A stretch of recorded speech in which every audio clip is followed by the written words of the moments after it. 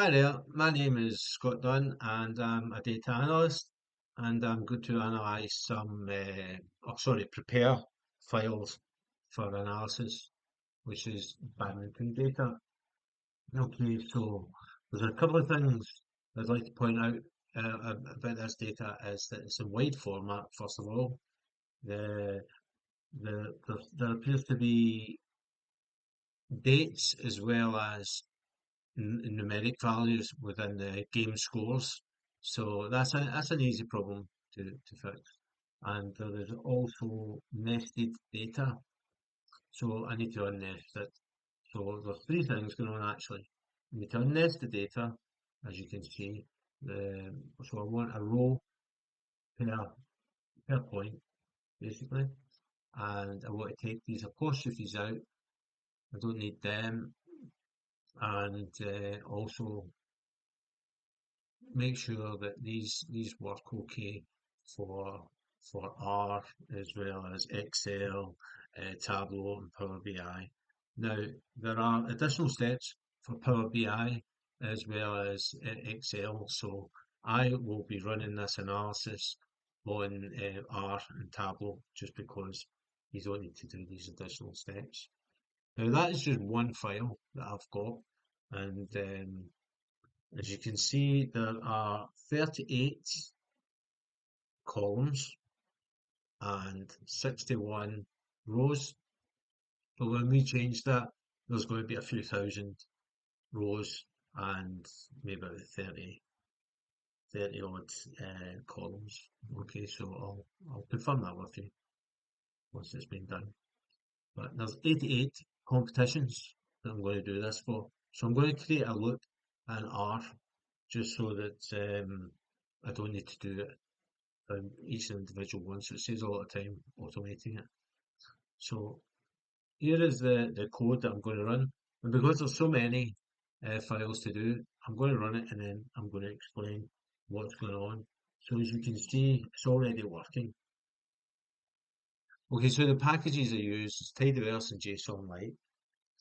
So, so what I'm going to do is I'm going to remove anything, apostrophes as I was saying earlier in the nested data. I'm also going to, if there's any missing data, because some badminton matches were over two sets, some were over three. So I'm going to put in NAs there. And the nested data was in these three vectors. So each of these vectors are going to be spread out into different rows itself. And I'm going to pivot it from wide data into long data. Okay, so this is the additional step that you would need to take for using Excel or Power BI to avoid any dates. That is by adding an apostrophe. Now I'm going to load up an Excel file and also load the same file up in R just so you can see the difference. Okay, so now that it's actually ran, so that's finished. That's done all 88 files, so quicker than me.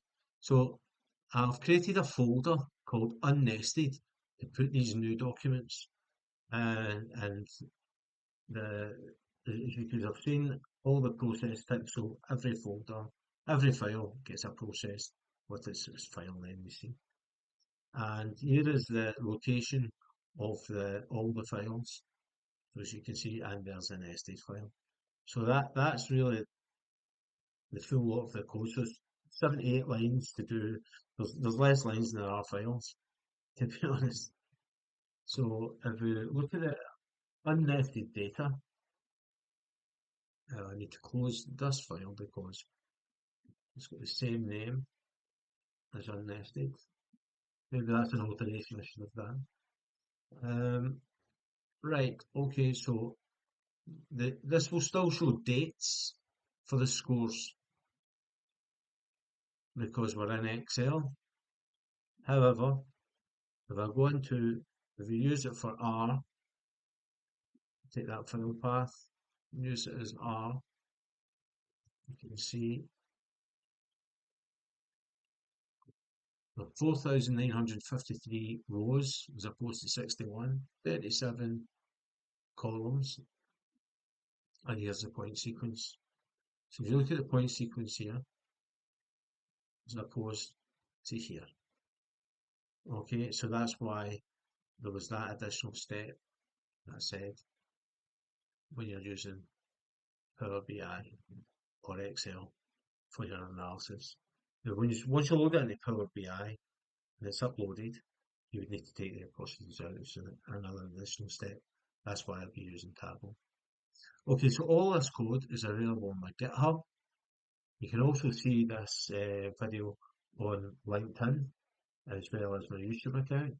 If you get any questions, any comments, any suggestions, please get in touch and I'll do my best to get back to you. Thank you very much.